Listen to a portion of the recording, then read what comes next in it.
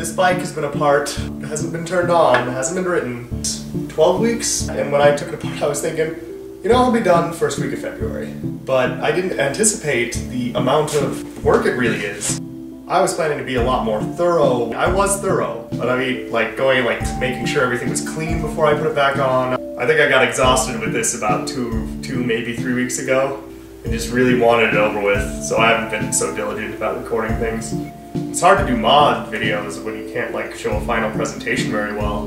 Yeah, this is pretty much eating up all my free time. If I think about it, you know, every single mod I've done that wasn't just something simple, even putting stuff on the handlebars, you put on more one or two things that you have to spend an hour or two just adjusting things to try to make everything fit right. You know, if I've done 30 mods on this thing, I mean, saying average of 3 hours, it's at least 90 hours. But presentation is a whole deal. And a lot of things were a lot harder than I thought they'd be, like the electrical. I thought I'd be done with that in a couple hours. But I went through and rewired everything, made it all look nice. I was putting in this paper computer and I had to figure out the wiring diagram. I don't have one. I do have a manual here. European KLX from 2013, which is fuel injected and has a completely different electrical system. So I had to go through with a wire tester and figure this thing out. So that took me 3-4 days.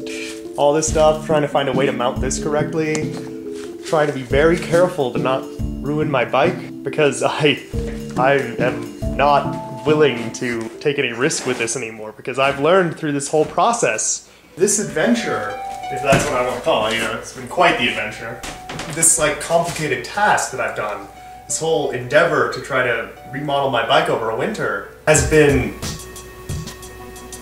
something. Outside of just the things that I've learned from motovlogging, I've learned you can't cut corners when we're doing maintenance on your motorcycle.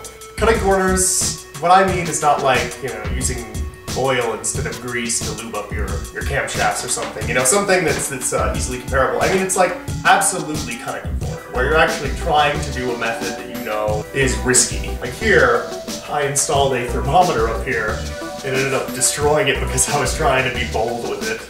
I bought a few things that I still have and I don't think I can return. You want to be certain before you do things. You want to really know what you're doing. You waste more time by taking the wrong road and you waste money. I painted my engine wrong the first time. I painted it when it was too cold outside and it ruined it. So you just can't rush things. You can't try to do things too quickly. I can say that I've now touched every part of this bike except the crankshaft. But I've touched every single other part, taken it off and put it back on. One of the funny things you don't realize about mods, companies are never really that good at making something fit perfectly. A good example is this FMF powerbomb header. It runs into the Kickstarter. I lifted it up, adjusted it, changed it. It runs into this, so you have to move that around.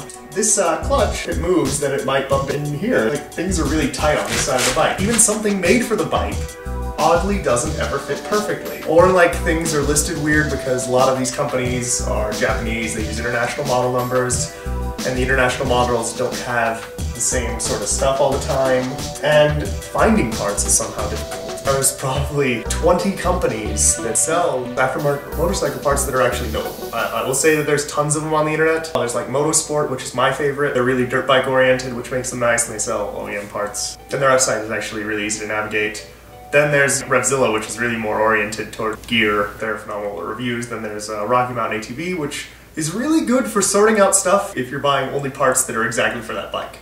It is really hard to find parts on that website if you want to buy something that is for another bike, but not yours. For example, this clutch right here is for a KDX 220. It is very hard to find that part unless you know what bike is going to work on. It's just oh, I just want to see a Magura clutch. Oh, well, you have to enter in your bike. And then if you search for anything, then it just comes up with a million results. Just sorting these things out. And you can know things will fit, and companies will not answer you and tell you things if there's some liability in it.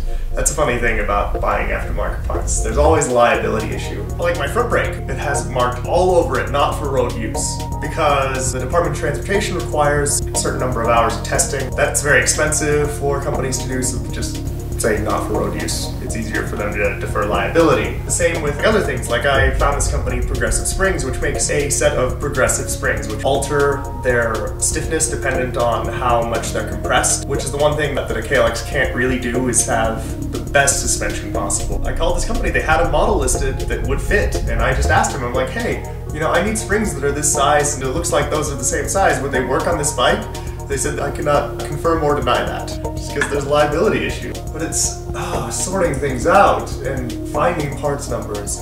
It's a big hassle. So I've learned a lot how important planning is and how much care things need. It's hard to tell how rough you can be with something when it's your first time taking it apart. I've broken off several bolts in this bike. In fact, I only have the top clamp just because I broke off a bolt in my original clamp, and I broke off a bolt in my shark fin because I didn't think about how aluminum has very low torsion strength, only like a quarter of that of steel. I broke a thermometer, but that's just something that happens. We're not really being careful, not really checking and double checking. And even with all this stuff here, I'm not done. I have at least $1,500 worth of stuff. Upgrade this bike of what I feel it should be for a light adventure touring bike.